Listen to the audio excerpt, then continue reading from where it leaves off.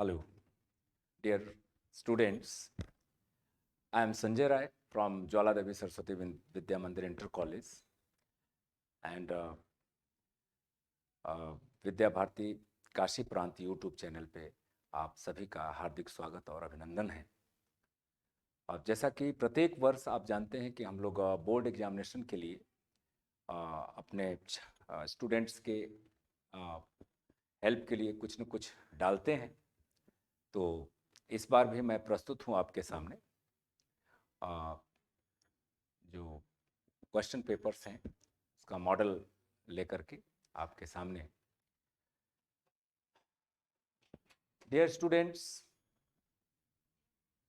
as you all are aware of the fact that our question paper will be divided into 4 parts: section A, section B, section C, section D.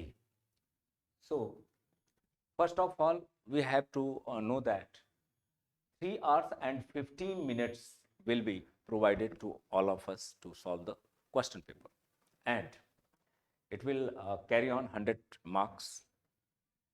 So first of all, we have to read carefully all the questions given in the papers. 15 minutes are allotted for reading the questions so that we may be able to understand the nature of the question. After that, all questions are compulsory, it is written. So we have to attempt all the questions. Then marks are indicated against questions. You can see that the marks in the allotted questions is indicated on the front of the question. So you are well aware of the fact that your question paper will be divided into 4 parts: part A, part B, part C, part D. Means it is classified as the sections: section A, section B, section C, section D. Section A is a reading section in which a paragraph, unseen paragraph, would be given to you for reading, and the questions based on that paragraph would be asked to you. After that, section B. Section B is a writing section. So generally, articles or paragraph is given to write to the students, and you have to write the article or paragraph. Section C. Section C is pertains to grammar portion, in which we have to answer the question related to narration, synthesis, syntax, and vocabs, antonyms, synonyms, one-word substitutions, homophones, proverbs, etc. And last, section D is for literature. It pertains the questions from the literature. So let's start to understand our question papers. So as we all have seen this, our question paper start from here, section A. So you are just watching that there is a paragraph. It is given a paragraph. It is section A, reading section. Read the following passages carefully and answer the questions that follow. Man is a gregarious animal living in a society. His neighbors are the people who are immediately around him. Because of their close proximity and the constant pressure of society, they play a crucial role in our lives. Their significance was recognized by Jesus Christ more than 2000 years ago, when in one of the 10 commandments he said, "Love thy neighbor as love thou God." It subscribes to the view that God is parent in all human beings.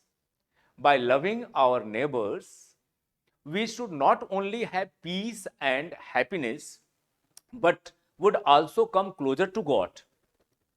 Just as love begets love, similarly, if we show love and compassion to our neighbors, they are bound to reciprocate. This relationship can bring about immense joy and happiness in our lives, for they are always at hand to help us in our hour of need.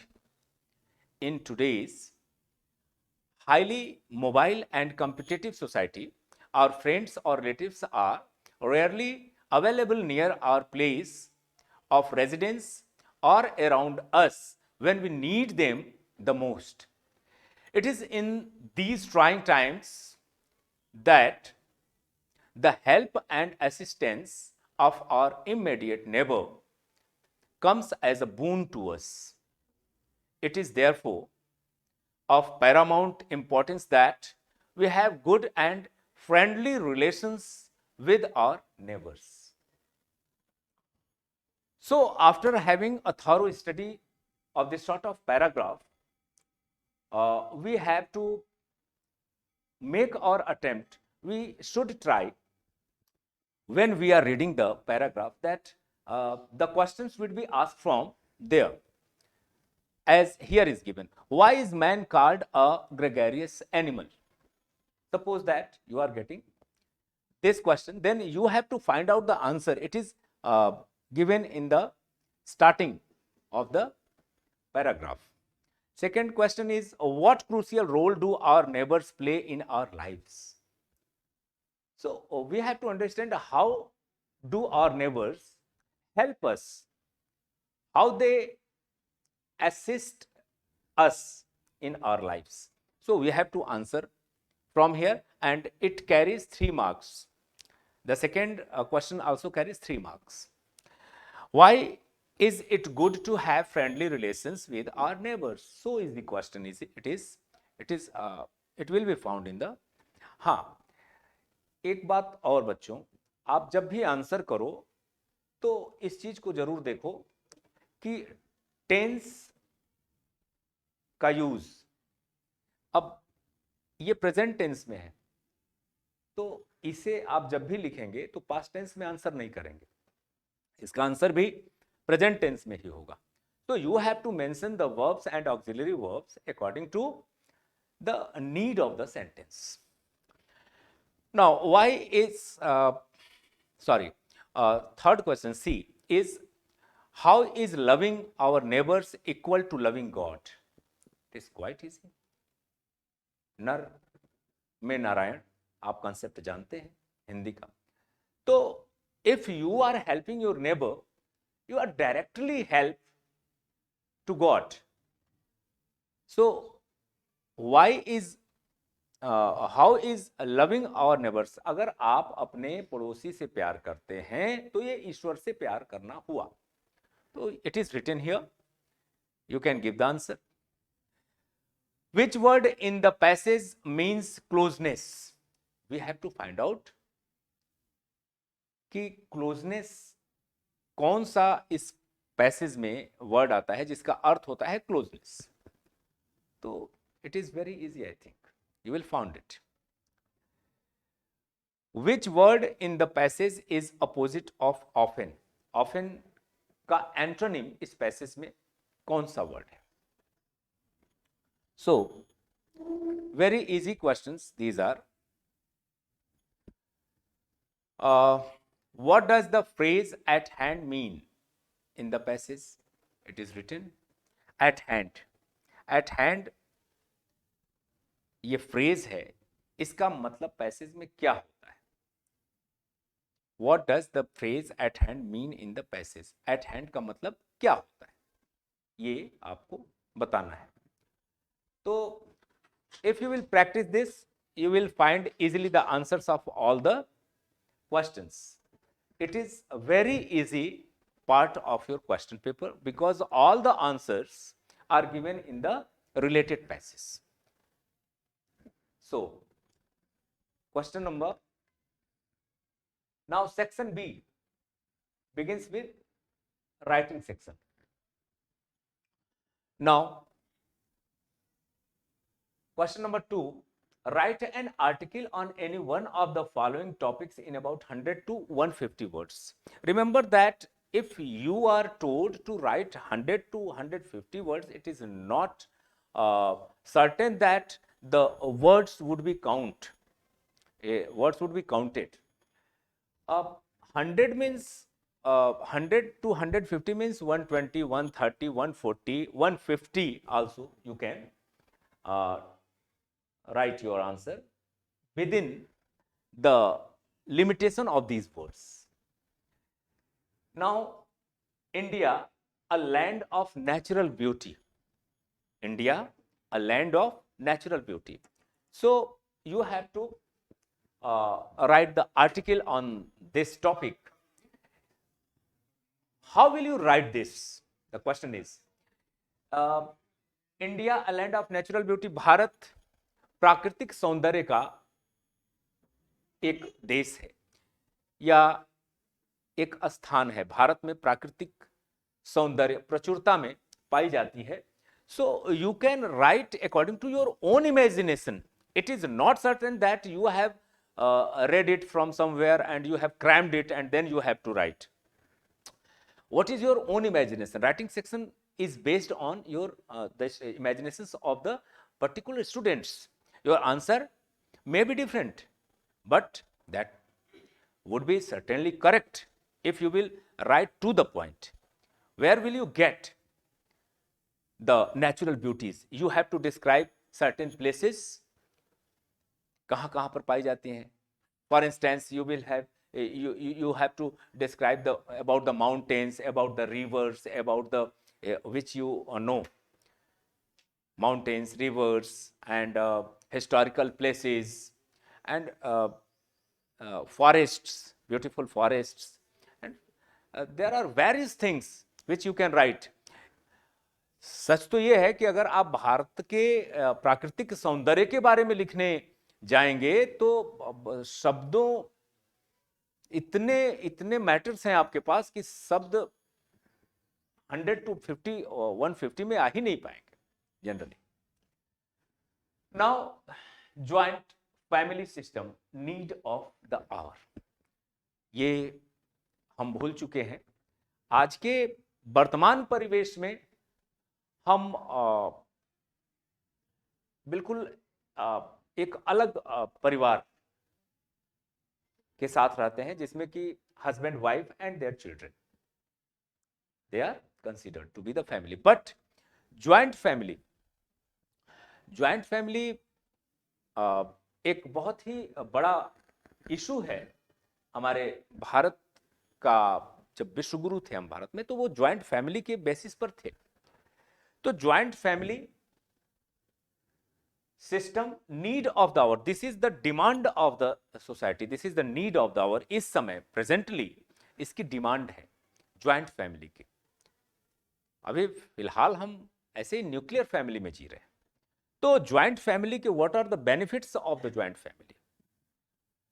तो you have to write something about this. My plans for future, it belongs to directly to your future. What do you want to be in future?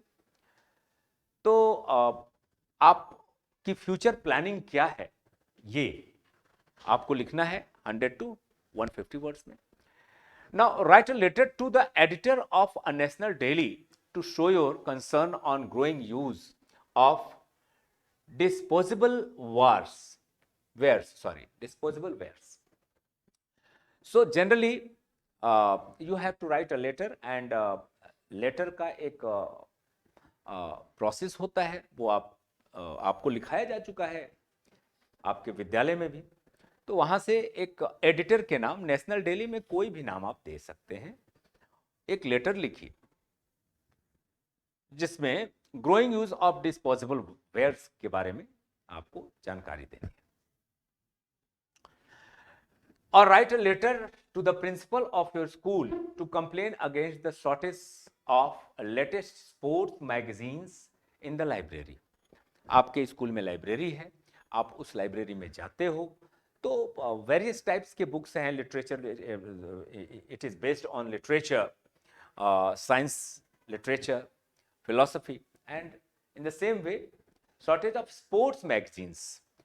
Suppose that you are interested in sports and you want to know something more about the sports, तो अब वो magazine नहीं आ रही है आपके यहाँ, तो you have to write a letter to the principal of your college, उनके नाम एक लेटर लिखना है जिसमें कि आप ये रिक्वेस्ट करते हैं कि स्पोर्ट्स मैगजीन लाई जाए लाइब्रेरी में ताकि हम लोगों के लिए सुविधाजनक हो सके.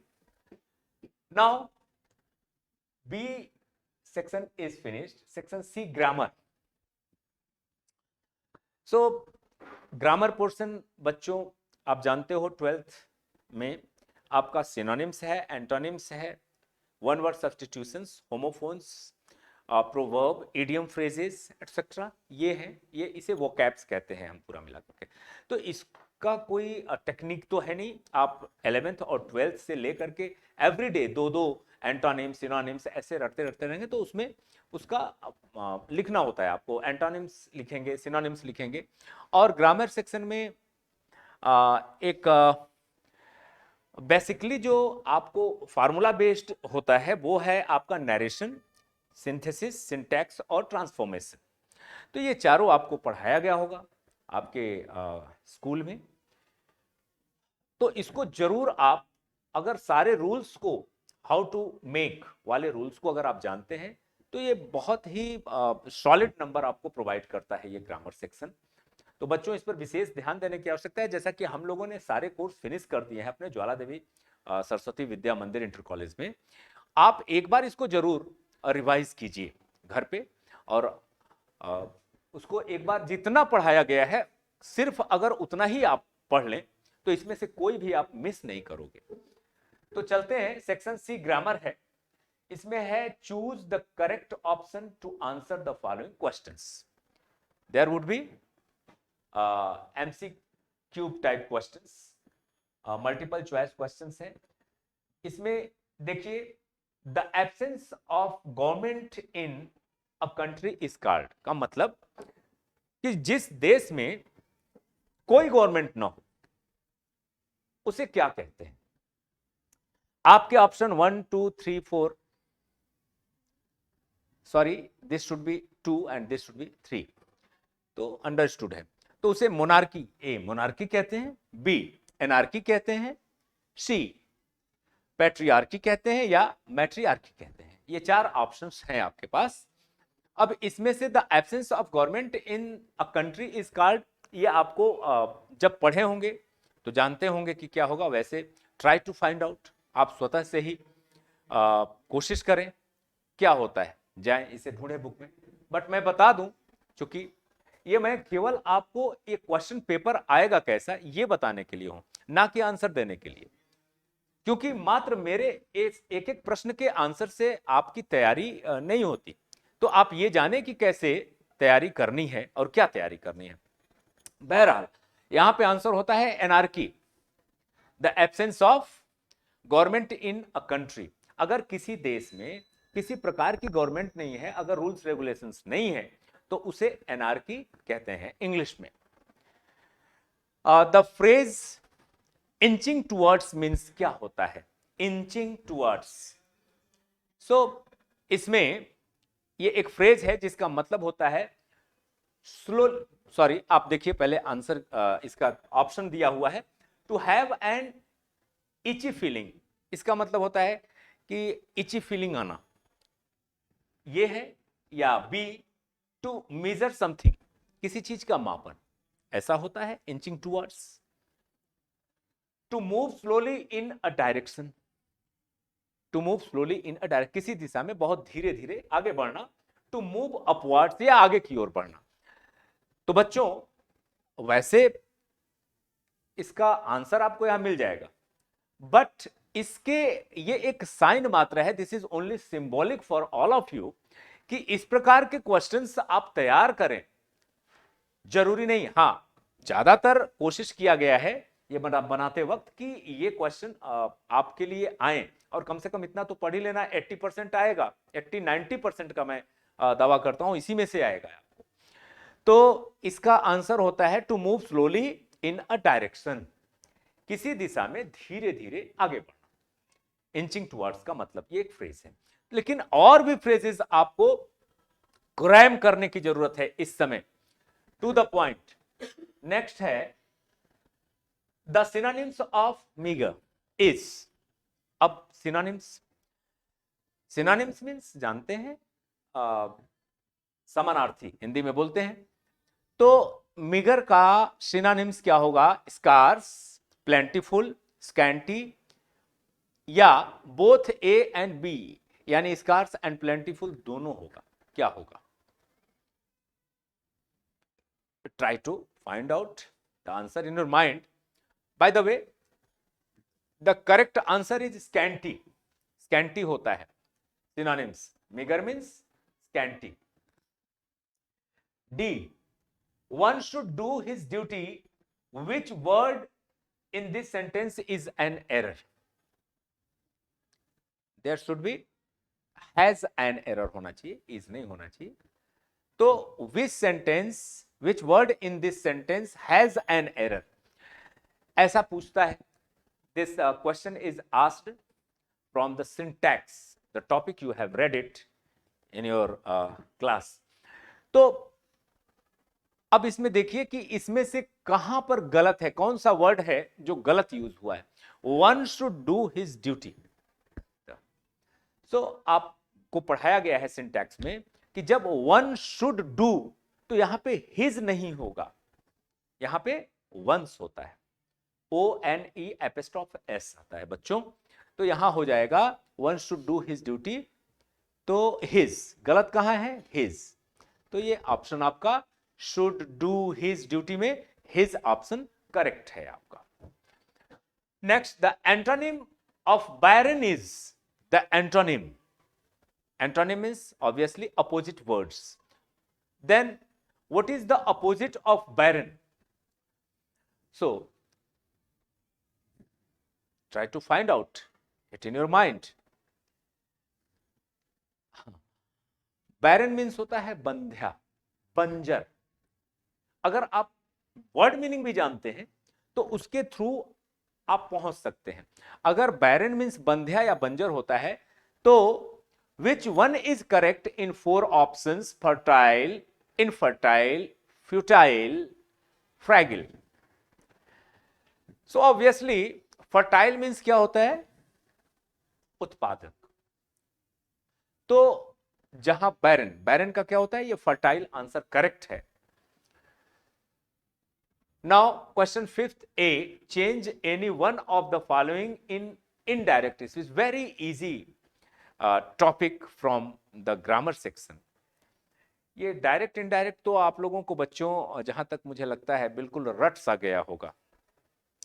Direct indirect means narration and transformation, ये सब बहुत आसान है, लेकिन हाँ एक प्रैक्टिस की जरूरत है। आप डायरेक्ट जब भी नरेशन पढ़िए तो पूरे चारों पार्ट्स, पांचों पार्ट्स को पढ़ लीजिए इसमें काइंड्स ऑफ सेंटेंसेस के, कि when you will get assertive sentence in reported speech, then how it will be changed. उसके बाद इंट्रोगेटिव, फिर नाउ इंपेरेटिव, ऑप्टेटिव, उसमें कंजंक्शन की विशेष चेंजिंग होती है, और बाकी कैसे चेंज होता है उसका एक पूरा सिस्टम है, वो आपको पढ़ाया जा चुका है। लेकिन फिलहाल देखिए यहां पे है I said, comma, inverted comma, begin, don't waste your time. I said, comma, inverted comma, begin, don't waste your time. Which sort of these sentences? At first we have to find out in our mind ki what is the nature of the sentence.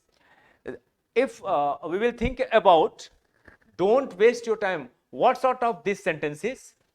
So obviously this is the imperative sentence, isn't it? This is the imperative sentence. So imperative sentence के rules पढ़ेंगे तो बहुत easy है, to conjunction के रूप में प्रयुक्त होता है यहां पे। So I said और said, imperative sentence जब आप पढ़ते हैं तो said would be changed into advised, suggested, etcetera. So don't, forbid भी आता है इसमें. डोंट के लिए जनरली फॉरबिड आता है. So I said don't waste your time, I advised, I suggested, दोनों सही होगा. आई सजेस्टेड, एंड जब डोंट होता है तो नॉट पहले आ जाता है. To, I suggested not to waste your time. This is the answer. या फिर आई फॉरबेड, और फॉरबेड जब लगाते हैं तो the sense of not is already hidden in forbade. It is hidden in forbade. तो अब उसके लिए क्या करेंगे कि I forbade not, sorry, I forbid to waste your time. Not नहीं लगाएंगे. अगर एडवाइज करते हैं तो I advised not to waste your time. अगर फॉरबिड करते हैं तो I forbid to waste your time. Not नहीं होता है उसमें. Now my teacher said to him, you can send you application online too. Sorry, यहां पे योर होना चाहिए. You can send your application online too.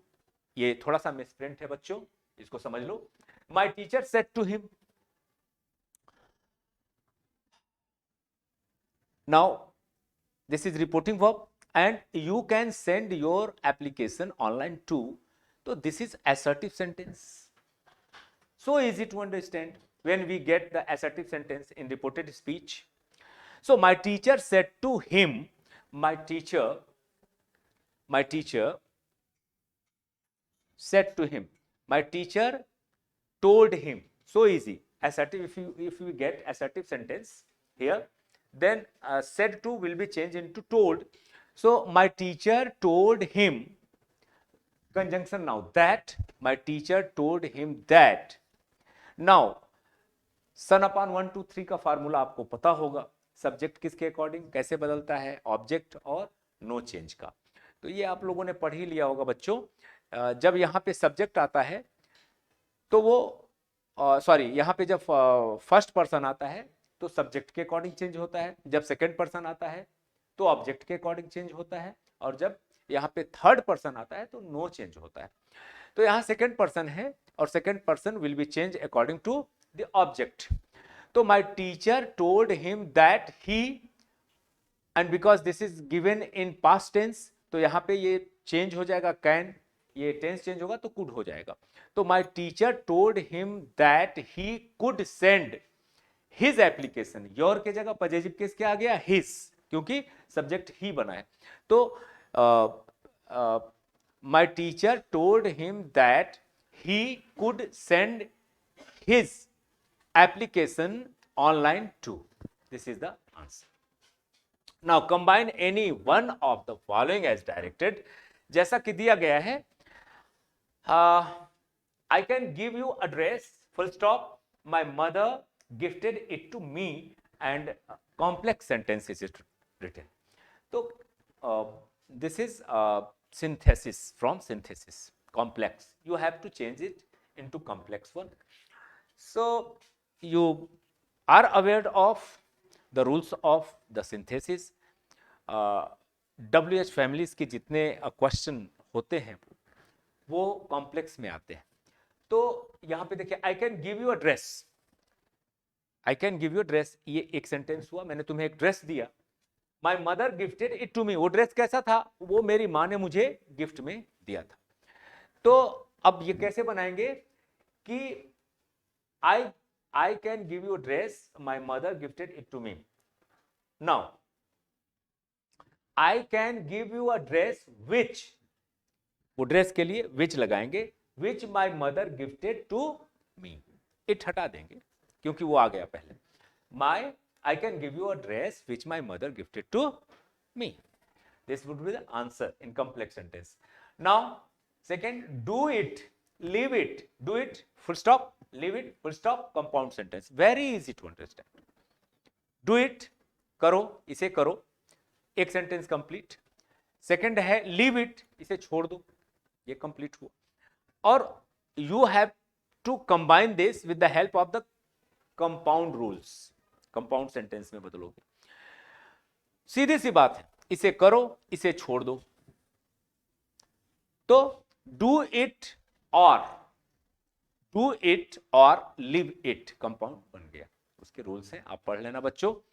तो नेक्स्ट चलते हैं, change any one of the following as directed. इसमें से किसी एक को करना है, यद्यपि मैं आपको सबसे रूबरू कराता चल रहा हूं। Change any one of the following as directed, इसमें दो दिए रहेंगे, किसी एक को चेंज करना है और इसके मार्क्स देखिए अगेंस्ट में प्रिंट है। तो I can do it passive voice, this is from the part of transformation. आप ट्रांसफॉर्मेशन पढ़े होंगे, एंड ट्रांसफॉर्मेशन में ढेर सारे रूल्स हैं, आपको पढ़ाया गया होगा, लगभग 10-12 रूल्स हैं, उसमें से वॉइस एक है।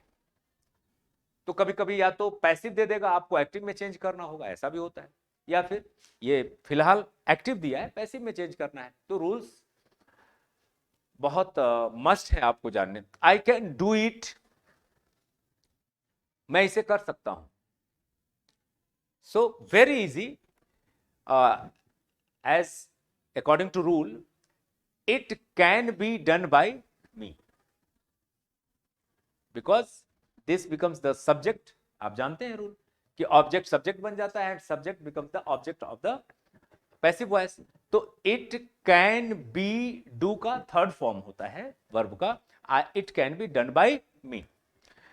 Now second one is, this is the most effective remedy for this disease and comparative degree, you have to change it into comparative degree। ये भी ट्रांसफॉर्मेशन के डिग्रीज ऑफ कंपैरिजन में आप पढ़े होंगे। तो ये सबसे पहले तो आपको ये देखना है कि ये किस फॉर्म में दिया गया है ये sentence, this is the most effective remedy for this disease. यह इस व्याधि या रोग के लिए सबसे कारगर, सबसे ज्यादा प्रभावशाली उपाय है। तो इसका मतलब obviously it is superlative degree. तो सुपरलेटिव डिग्री में दिया गया है which you have to change into comparative degree. कभी कभी पॉजिटिव में दे देगा, कंपैरेटिव में चेंज करना होगा, कंपैरेटिव टू पॉजिटिव। ये तो अभी सुपरलेटिव में है, कंपैरेटिव में दिया है, कैसे बदलेंगे आप, this is the most effective remedy for this disease. तो इसको आप बदलेंगे, मोस्ट इफेक्टिव को मोर इफेक्टिव में ले जाएंगे, तो हो जाएगा this is one of the more effective remedies for this disease. Next, correct any one of the following sentences, you are senior than me. This is from syntax. Syntax आप लोगों ने पढ़ा होगा ग्रामर में, और सिंटैक्स पढ़ते वक्त आप जानते हैं पार्ट्स ऑफ स्पीच के किसी भी पार्ट से आपको गलतियां यहां पे दिया जाता है। तो यहां पे है कहीं ना कहीं कोई गलती है इसमें, there is a fault and we have to find out that fault. You are senior than me, तो फॉल्ट कहां पे है, प्रीपोजिशन की गलती है। यहां पे सीनियर के बाद देन नहीं लगता, सीनियर के बाद टू लगता है, सीनियर, जूनियर, यंगर। सो तो you are senior to me, the correct answer is you are senior to me. Cattles are grazing, second है कैटल्स आर ग्रेजिंग। कैटल्स मतलब होता है जानवर चर रहे हैं चरागाह में। Suppose that cattles are grazing in the grass land, in the pasture land. तो कैटल्स नहीं होता, कैटल का प्लूरल कैटल्स नहीं होता, वो कैटल अपने आप में प्लूरल माना जाता है। तो it is cattle are grazing, not cattles are. Now use any one of the following pairs of words in your own sentences to make the difference in their meanings clear. Now there are two words which you have to use in your own words so that they may impart the correct sense. जैसे refuse, refusing, sell, sell. So now it should be done by you. You have to know the meaning of this refuse and the difference. What is the difference between this refuse, sell, sell, this cell means कोशिका, this cell means बेचना, this refuse means to reject, this refuse means to take shelter. So how are you making the sentence? It depends on you. Now translate the following passage in English. It is very easy, for it carries on 5 marks for all of us. और अगर ये class 8th से आप पढ़ते आ रहे हैं, we have to focus our attention towards the tenses. एक एक फुल स्टॉप के बाद किस टेंस में लिखा गया है और वर्ड मीनिंग अगर आता है आपको तो बहुत इजीली आप इसको सॉल्व कर ले जाते हैं. 2 से 3 मिनट 4 मिनट लगते हैं इसको और 5 मार्क्स आपको पूरे मिलते हैं बच्चों. अगर वोकैब्स आपका अच्छा है, ये बहुत चीजों को क्लियर करता है. वोकैब्स अगर ये अच्छा है तो आप देखिए, बाकी तो नरेशन, सिंथेसिस और ट्रांसफॉर्मेशन जो बच्चे पढ़ चुके हैं, तो टेंस तो उनके लिए कुछ है नहीं, क्योंकि इसके टेंस के पढ़ने के बाद ही ये चीजें क्लियर होती हैं. उन दिनों स्वामी विवेकानंद अमेरिका में एक महिला के यहां ठहरे हुए थे, जहां वह अपना भोजन खुद बनाते थे. तो अगर आपको बहुत लंबा सेंटेंस मिलता है तो क्या करना है, उसको थोड़े थोड़े छोटे छोटे पार्ट्स में बांट लेने चाहिए आपको. तो स्वामी विवेकानंद स्वामी विवेकानंद स्टेड, उन दिनों स्वामी विवेकानंद अमेरिका में एक महिला के यहां ठहरे हुए थे. Swami Vivekananda stayed in America in the house of, एक महिला के यहां आप भाव को ट्रांसलेट कर सकते हैं, इन the house of a woman in those days, जहां वह अपना भोजन खुद बनाते थे, कॉमा करके, he himself used to prepare his food there. एक दिन वह भोजन करने जा रहे थे कि कुछ भूखे बच्चे पास आकर खड़े हो गए. One day when he was going to take food, some hungry children came and stood before him. Swami Vivekananda ने अपनी सारी रोटियां उन बच्चों में बांट दी.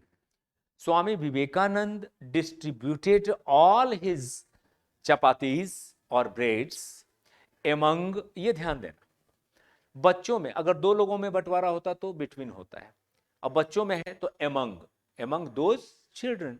So easy. यह देख महिला ने उनसे पूछा, कॉमन. हाँ, ट्रांसलेशन बनाते वक्त बच्चों आप एक चीज का ध्यान देंगे. सपोज दैट ये देखिए कैसे लिखा हुआ है, कॉमा, इन्वर्टेड कॉमा, बिगिन, फिर यहां पे क्वेश्चन मार्क. तो in the same manner you should translate the sentence. अगर डायरेक्ट फॉर्म में दिया है तो डायरेक्ट में, इनडायरेक्ट में दिया है इनडायरेक्ट में करिए, अगर एक्टिव में दिया है तो एक्टिव में. अब ऐसा करेंगे तो अब बेटर रहता है, गलतियां कम होती हैं. और नहीं तो आप भाव को ट्रांसलेट करते वक्त आप डायरेक्ट टू इनडायरेक्ट बना दोगे, भाव आना चाहिए तो उसमें नंबर मिलता है, लेकिन गलतियों की संभावना आपसे ज्यादा होती है.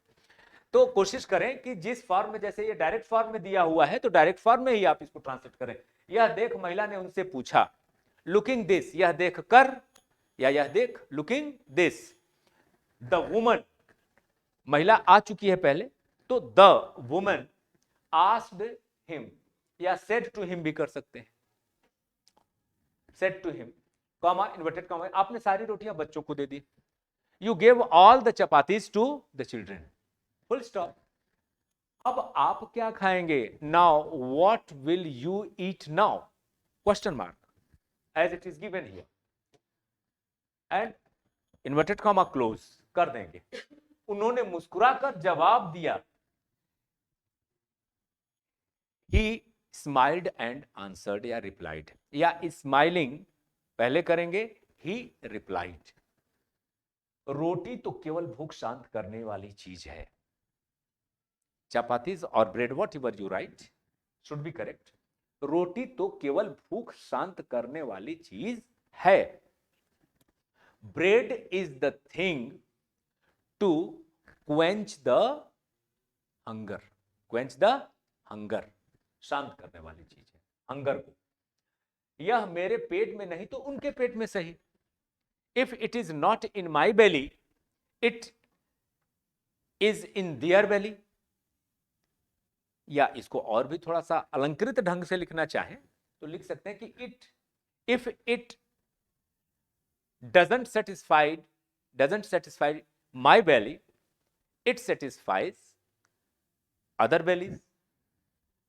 देने का आनंद पाने के आनंद से बढ़ करके है। To donate something, to donate something का हो गया देने का आनंद, इज ग्रेटर देन, या the pleasure of donating something, ऐसे करिए, द प्लेजर ऑफ, आनंद है, the pleasure of donating something is greater than, बढ़कर है। बेटर भी लिख सकते हैं, नो डाउट सही होगा, अच्छा है, बेटर मीन्स अच्छा है, लेकिन यहां थोड़ा सा भाव है कि बढ़कर होना, तो greater. So pleasure of donating something is greater then the pleasure of getting something. The pleasure of donating something is greater then the pleasure of getting something. कुछ पाने, कुछ देने का आनंद कुछ पाने के आनंद से बढ़ करके है। तो इस तरह से ये जरूरी नहीं बच्चों कि जो भी यहां मैं बता रहा हूं सेम टू सेम वो वर्ड्स आप लिखेंगे तो ही सही होगा। इससे भी अच्छे ट्रांसलेशन के कई तरीके होते हैं। ट्रांसलेशन भाव का होता है, कई बार आपको बताया जा चुका है। तो अगर आपकी भावाभिव्यक्ति इंग्लिश में और सुपर्ब है then you will undoubtedly get the super marks. वैसे to the point 5 out of 5 पाने के लिए ये क्लियर है। Now move towards the section D, last section, section D. It belongs to the literature section. Literature जो कुछ आपको पढ़ाया गया है, तो लिटरेचर में क्या है, whatever you are taught you all have to. पहले बात मैं आपको बता दूं बच्चों, और लिटरेचर में जितने लेसन्स आपके पोएम में हैं, जितने लेसन्स प्रोज में हैं और जितने लेसन्स आपके फिक्शन में हैं, वो सारे लेसन्स के सारे पोएट्स और ऑथर्स को आप जरूर याद कीजिए। 25% काम आपका बन जाता है अगर ऐसा आपने कर लिया है तो। और उसके बाद उसकी समरी, प्रत्येक लेसन की समरी, उसका सब्जेक्ट मैटर आपके माइंड में होना चाहिए। So question number 7, answer the following questions in about 40 words etch. बहुत आसान है, केवल 40 वर्ड्स, मतलब 3 लाइन लिखोगे, 4 लाइन, 40 वर्ड्स कंप्लीटेड। और एक चीज और, I just request you all कि आंसर करने से पहले आप try to understand what is asked in the question. Question में पूछा क्या जा रहा है उसको पूरी तरह से ग्रैस्प कीजिए। अगर आप ये समझ गए कि पूछ क्या रहे, पूछ कुछ और रहा है, आंसर हम कुछ और कर देते हैं, तो ठीक है, वही कैरेक्टर्स आएंगे, वही मैटर आएगा, लेकिन समथिंग डिफरेंट हो जाता है बेटा। तो उसमें क्या है कि आप देखिए, who are the inhabitants of Seemapuri, question mark. Seemapuri के अंतःवासी कौन है, यानी सीमापुरी में रहने वाले लोग कौन हैं, यह है प्रश्न। What do they do for their survival, जिंदा रहने के लिए, अपने अस्तित्व को बचाए रखने के लिए व्हाट डू दे डू, वो करते क्या है।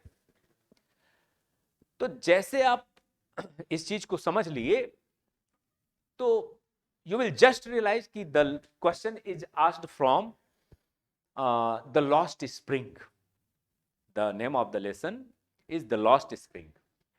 तो लॉस्ट स्प्रिंग में ऑथर ये बताती है कि सीमापुरी में, जो कि एक रैग पिकर्स की बस्ती है, वहां पे कैसे लोग रहते हैं, रैग पिकर्स लोग रहते हैं, and they are very pure, destitute, and they are the victim of poverty.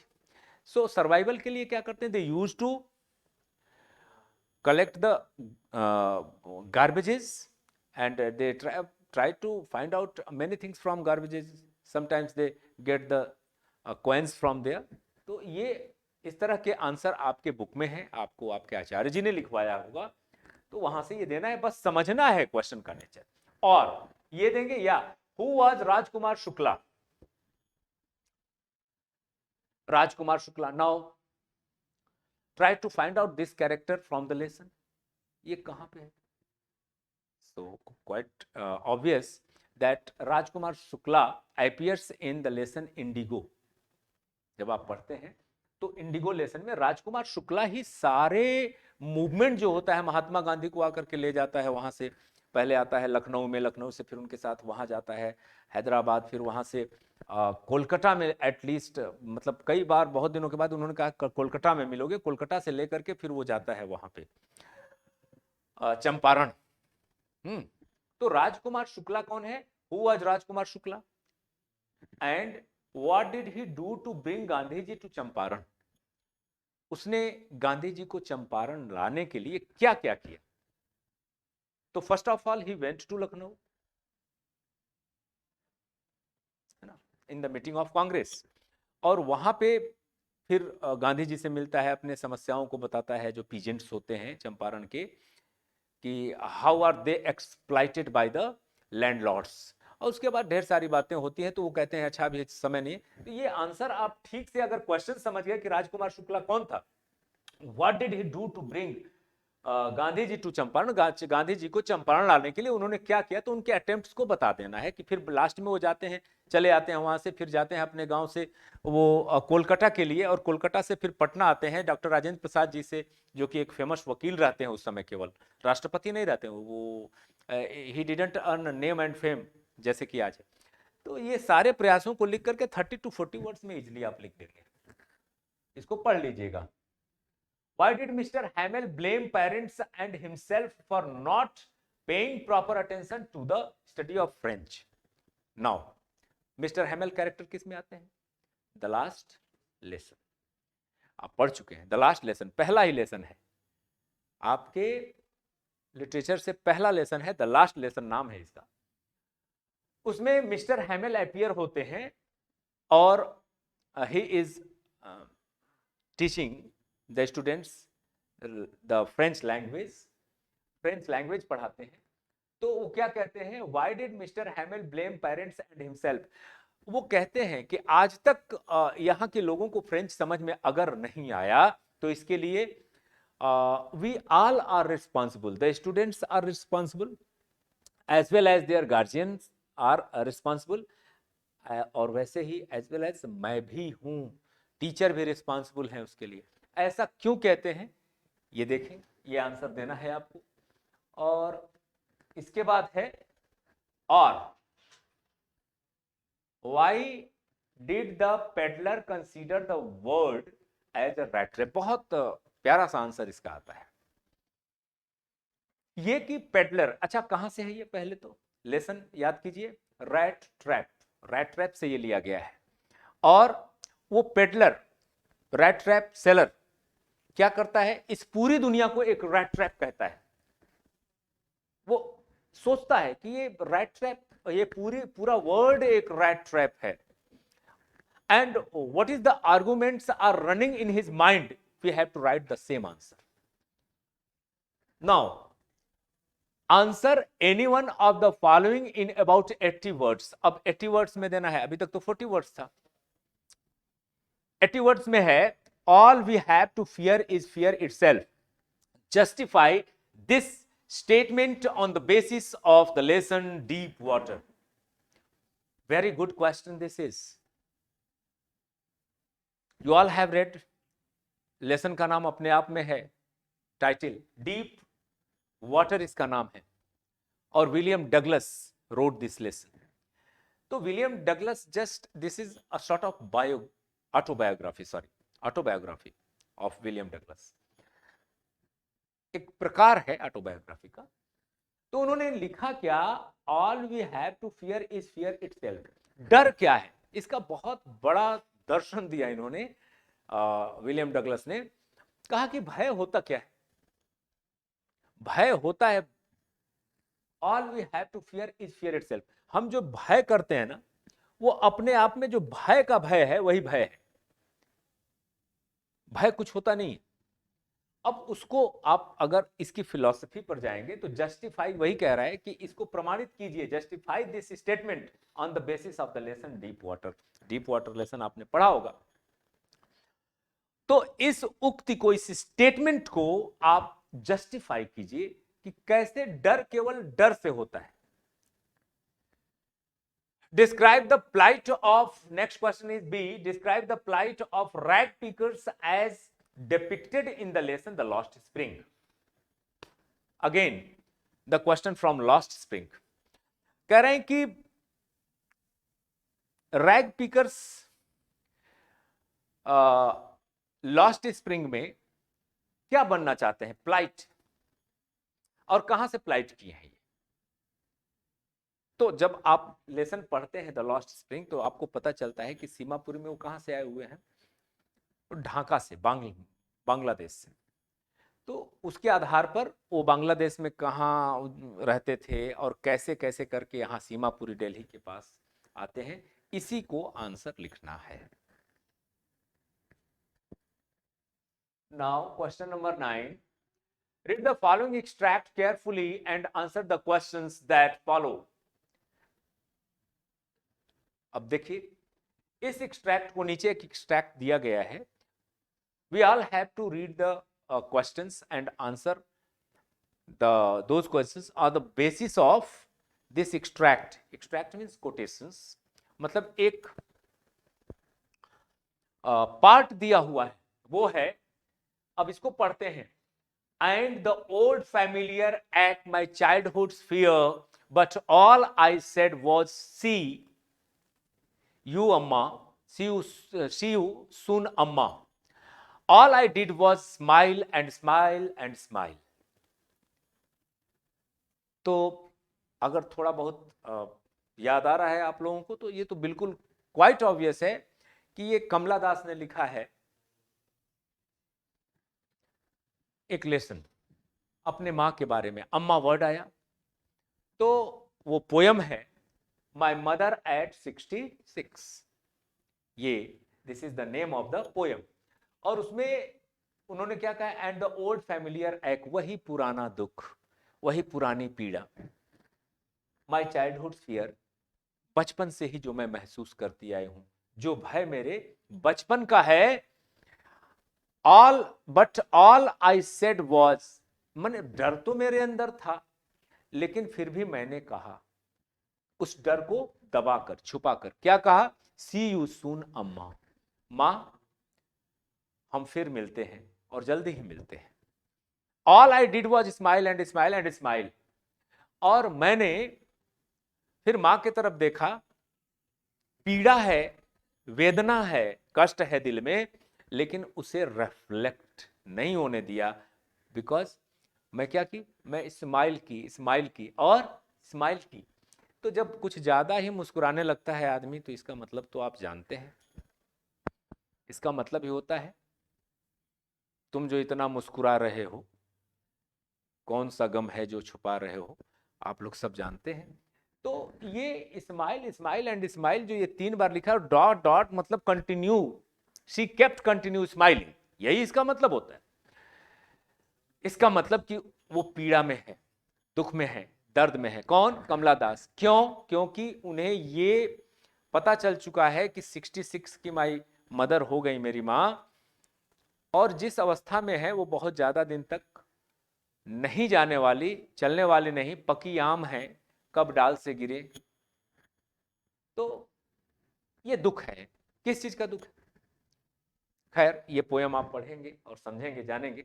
दुख उन्हें है अपने मां से बिछड़ने का, to be isolated from his.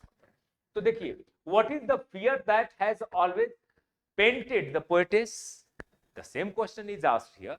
अब आपको बताना है कि वो कौन सी पीड़ा है जो आच्छादित किए हुए पोएटेस के मनोमस्तिष्क पे, मनोमस्तिष्क पे कौन सी पीड़ा है पोएटेस के, कमला दास के।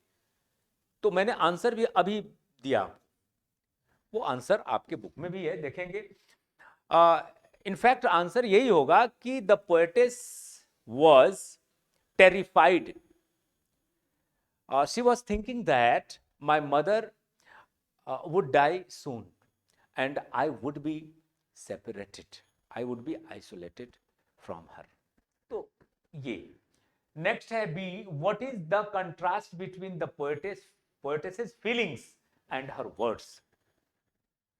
बहुत अच्छा प्रश्न है। पोएटिस के जो वर्ड्स हैं, शब्द हैं, और जो फीलिंग है, इन दोनों में कंट्रास्ट कैसे है, भेद कैसे है? तो है ना, पोएट के मन में उसके मस्तिष्क में यह पीड़ा है कि मेरी मां जल्दी ही मर जाएगी, क्योंकि ड्राइविंग के वक्त मां बिसाइड बैठी हुई है पोएटिस के, और पोएटिस देख रही है। तो उसमें लिखा है, आप इसके पहले वाले जब स्टैंजा में जाएंगे तो आप देखेंगे कि उसमें उन्होंने लिखा है कि हर फेस वाज लाइक ऐश, बिल्कुल उनका चेहरा जो है लाश की तरह था, पेल, एंड वो सब आप पढ़ेंगे। तो वो यही तो डर रही थी। तो अंदर तो पीड़ा है, लेकिन स्माइल स्माइल एंड स्माइल, तो बहुत ज्यादा ही पीड़ा है उसको स्माइल में, ताकि उनकी मां ना समझ पाए, उनकी मां को इसकी खबर ना हो, इसलिए वो मुस्कुराती हैं, अपनी मां को अपने मां से अपने गम को छुपाती हैं। तो कह रहा है कि what is the contrast between the poet's feelings and her words, poet's के वर्ड्स में और उसके फीलिंग में क्या अंतर है? फीलिंग डेंजरस थी, फीलिंग इरिटेटिंग थी, फीलिंग डिप्रेस करने वाली थी, लेकिन वर्ड्स स्माइल पॉजिटिव थी, फीलिंग नेगेटिव, वर्ड्स पॉजिटिव। तो आप इसको अपने तरीके से लिखेंगे। प्रश्न को समझना अनिवार्य है। पहले आप सबसे पहले प्रश्नों को समझने की कोशिश करना बच्चों। Why did the poetess keep on smiling only? Yes, फिर वही आंसर देना है आपको। पोएटिस क्यों केवल मुस्कुराती ही है? क्योंकि दर्द बहुत ज्यादा है उनके दिल में। अगर वो मुस्कुराती नहीं, टीयर्स लाती, अगर आंसू लाती, तो उनके मां को दुख होता। तो इसलिए वो केवल स्माइल करती हैं, और that is the parting moment. वो मां से बिछड़ भी रही हैं, तो स्माइलिंग की मैंने वो ये मां को दिखाना चाहते हैं, तो तुमसे बिछड़ने का कोई मुझे दर्द दुख नहीं है, ताकि मेरी अम्मा कमजोर ना हो।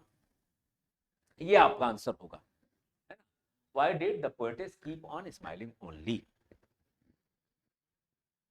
अब इसको आंसर आप करना चाहें तो ऐसे लिख दें अपने वर्ड्स में कि the poetess kept smiling only because she didn't want to give any sorts of pressure or any sorts of she doesn't want to depress her mother, so she just pretended to smile and smile. All right, the central idea of any one of the following poems. ये बहुत ही अच्छा option होता है सारे बच्चों के लिए। ये सेंट्रल आइडिया लिखने के लिए होता है, जिसका मतलब ये होता है समरी, एसेंस।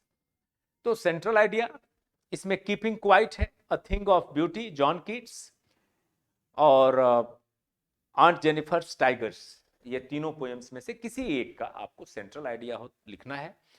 सेंट्रल आइडिया में जैसा कि मैंने बताया बच्चों कि आपको अगर सब्जेक्ट मैटर याद है तो उसे अपने वर्ड्स में आप लिख सकते हैं, अदरवाइज आपको लिखवाया गया है, उससे आपको हेल्प मिलता है। सो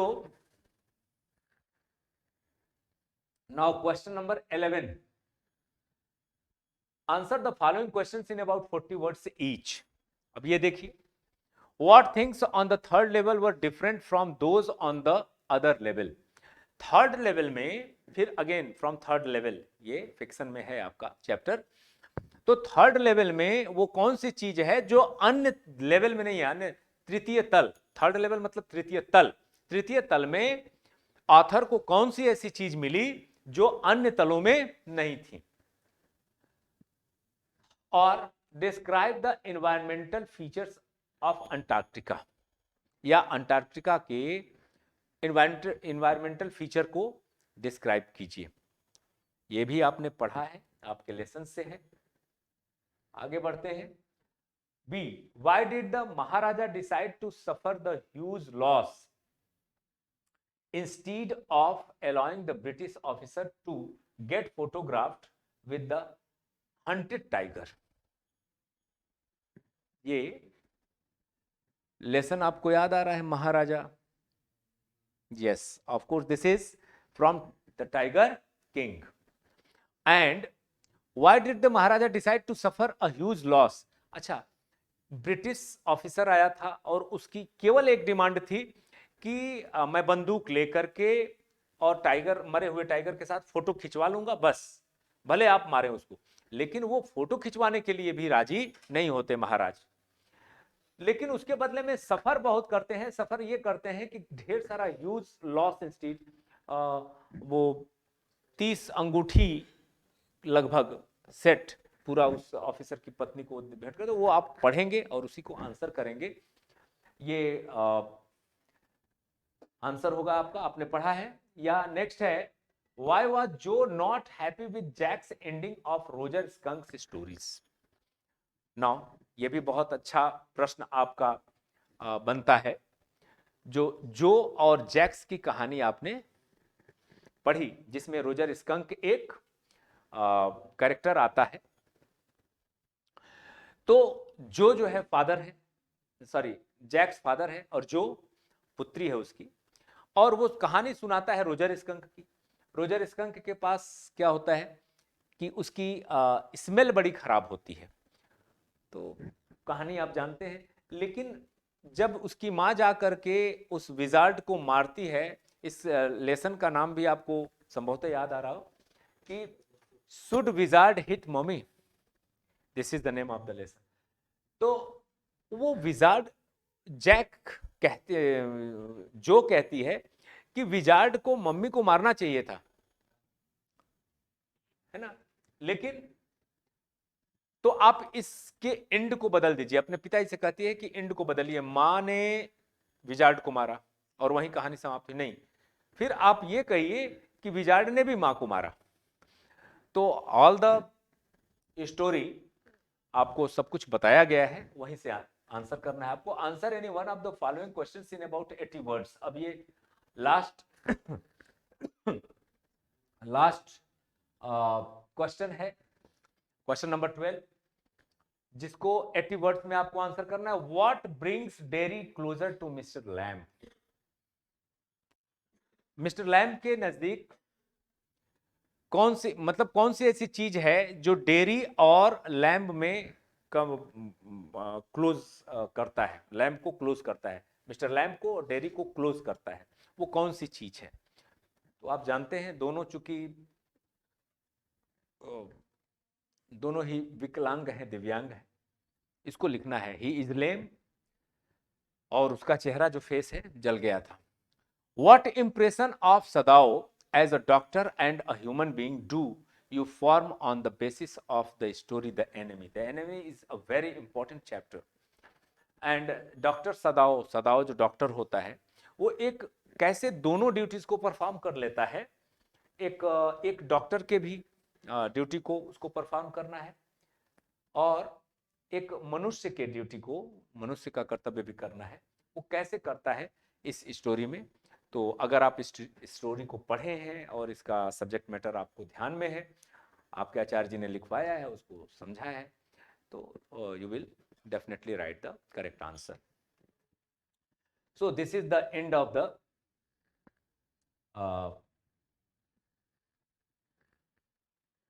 this is the end of the yes. So thanks all of you dear students for watching this video, and we are very grateful to Vidya Bharati Kasi Prant YouTube channel that it provided a chance to me to come close to you with the help of this video. And please do share, subscribe this channel. Thank you. Have a nice day all of you.